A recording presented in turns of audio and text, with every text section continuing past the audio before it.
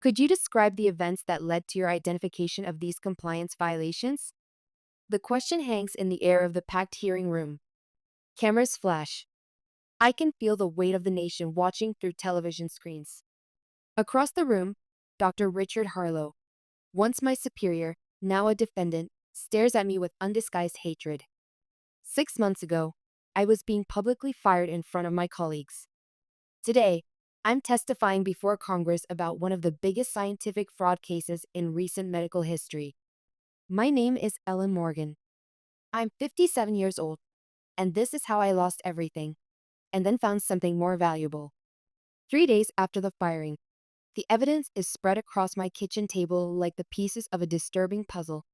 Lab notes, security logs, and chemical storage records. Each document tells part of a story of scientific fraud that could put patients' lives at risk. My phone buzzes. It's Amy, my daughter, video calling from college. Mom, you look terrible. Have you slept at all? I force a smile. I'm fine, sweetheart. You're not fine. I can see it in your eyes. Amy's face grows serious. What are you going to do about those people who fired you? My fingers trace the edge of a falsified trial report. The question isn't what I'm going to do about them. It's what I'm going to do about what they're doing. 6 months earlier, the beginning. They say you never see the bullet that kills you.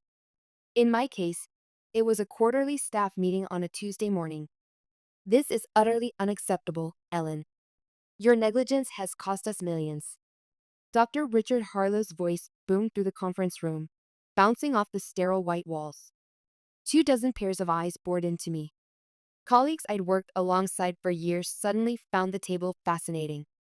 The navy blue blazer I'd worn, the same one from my first day 17 years ago, suddenly felt too tight, constricting. My breath caught in my chest. The National Institutes of Health Grant Committee has cited significant irregularities in compliance documentation as their reason for rescinding our funding, Harlow continued, his thin lips barely containing his fury. $8.4 million gone. His fist slammed against the polished conference table. I wanted to defend myself. The words formed in my throat but died before reaching my lips. This wasn't about finding truth. This was about finding a scapegoat. For 17 years, I had served as the Clinical Research Quality Management Director at Meridian Medical Research Center. I'd started as a nurse, worked my way up through clinical trials, and eventually became the guardian of our scientific integrity. After my divorce 12 years ago, this lab became my second home as I worked overtime to pay for Amy's education. Due to these compliance failures tied to our recent grant loss, Ellen Morgan is no longer with the company, Harlow announced with clinical detachment. Her office will be cleared by end of day. Without a word, I rose from my seat, straightened my blazer, and walked out. My footsteps echoed down the hallway toward my office as whispers erupted behind me. Flashback, the warning signs. The warning signs had been building since Axiom Pharmaceuticals acquired our labs 6 months ago. Harlow had once been idealistic. I remembered him from conferences years ago, passionate about cancer research. But something had changed. His third divorce had coincided with Axiom's arrival, and suddenly he became a yes man to corporate demands. We're streamlining operations, he'd announced in his first meeting after the acquisition. What he meant was quantity over quality, deadlines over integrity, profits over patience. I'd started keeping my own records then. Call it professional paranoia or just good sense, but I'd maintained a private ledger of every deviation from standard procedure I'd observed since the merger. 17 years of nursing had taught me one thing: document everything. Back to the firing day. As I cleared my desk, placing awards and photographs into a cardboard box, a soft knock interrupted my thoughts. Ellen? Do you need any help? I looked up to see Jason Garcia, a young data analyst I'd trained 3 years ago. The son of Mexican immigrants, he'd worked his way through college on scholarships. His expression was a mixture of concern and fear. Thank you, Jason, but I'm almost finished. I offered him a reassuring smile. Just make sure you keep detailed records of everything you do, especially when it involves the chemical storage logs. His eyes widened slightly. Is that what this is about? The chemical logs? Among other things, I replied carefully. Just protect yourself, Jason. After he left, I unlocked my bottom drawer and removed a plain black notebook, my personal ledger.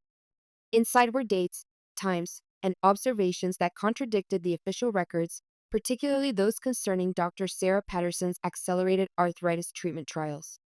Dr. Patterson, 35, brilliant, ambitious, and terrified.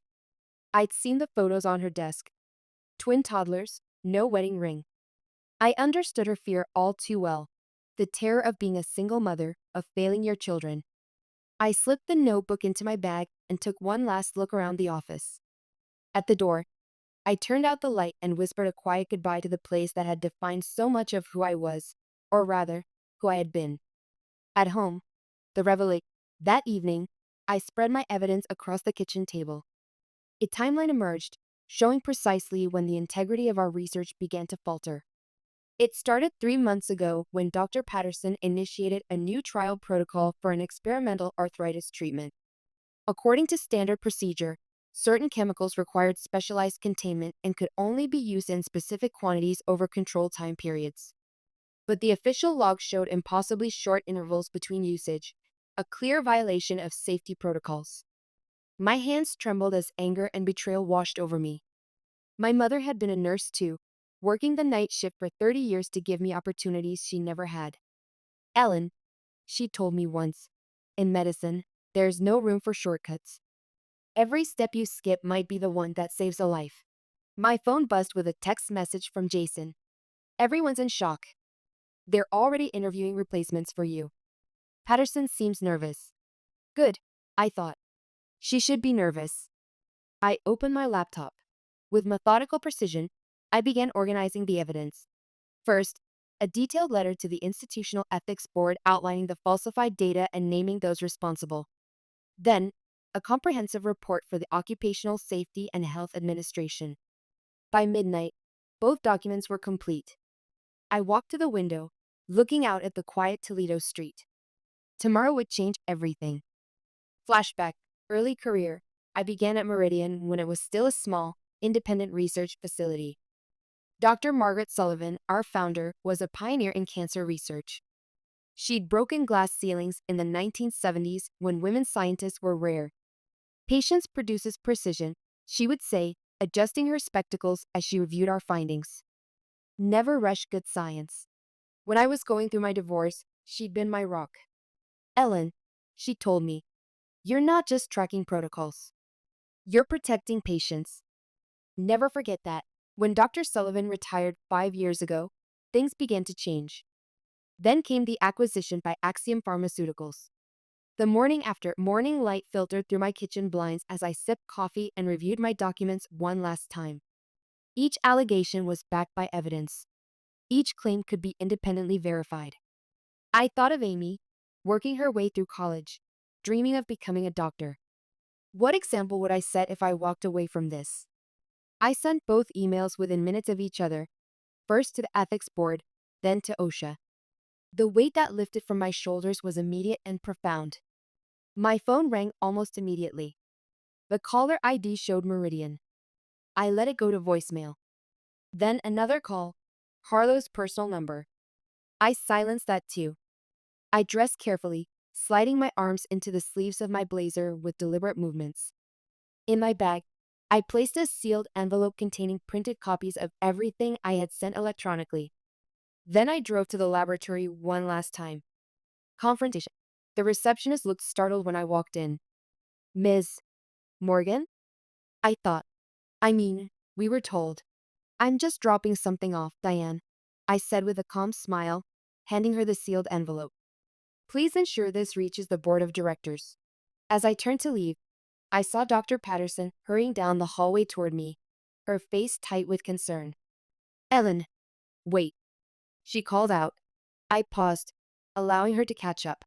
Up close, I could see the dark circles under her eyes, the strain etched into her features. Can we talk? She asked, her voice low and urgent. I don't think we have anything to discuss, Dr. Patterson, I replied evenly. Please, she insisted, glancing nervously toward Harlow's office. What happened yesterday wasn't right.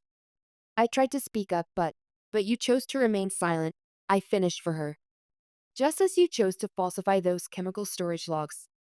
Just as you chose to use my credentials to approve documentation. Her face paled. How did you?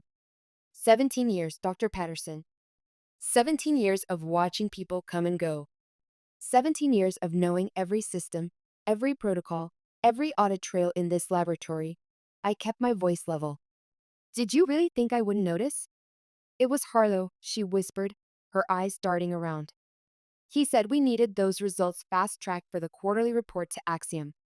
He said you were being difficult, slowing everything down with unnecessary checks.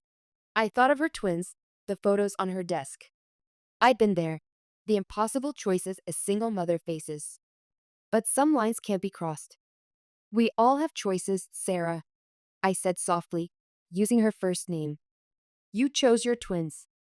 I understand that. But I chose the patients who would have received potentially dangerous medications based on falsified data. What have you done? She asked, her voice barely audible. My job, I answered simply. The one I've always done, whether anyone appreciated it or not. I walked out of Meridian for what I thought was the final time, my head held high. Unexpected ally. By noon, my phone was buzzing constantly. By 2 o'clock, local news outlets were reporting that OSHA investigators had arrived at Meridian for an unscheduled inspection. By 4 o'clock, I received an email from someone I hadn't heard from in years. Dr. Margaret Sullivan herself. Ellen, it read, I've been contacted by the ethics board regarding your report. I always knew you were the moral compass of my laboratory. Would you be willing to meet? There may be more that needs to be brought to light. 2 days later, I sat across from Dr. Sullivan at her modest home in the historic district of Toledo. At 76, she still possessed the sharp analytical mind that had built Meridian from nothing. Her living room was lined with books and academic journals, family photos competing for space with framed scientific awards. They've suspended all research activities pending investigation, she informed me, pouring tea into delicate cups.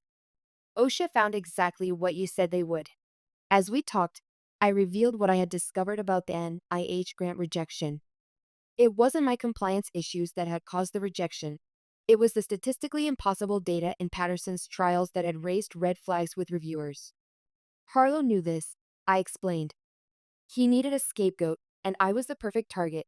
Dr. Sullivan set her teacup down with a decisive click. In my day, women scientists had to be twice as rigorous, twice as ethical as our male counterparts just to be taken seriously. We faced constant scrutiny, constant doubt.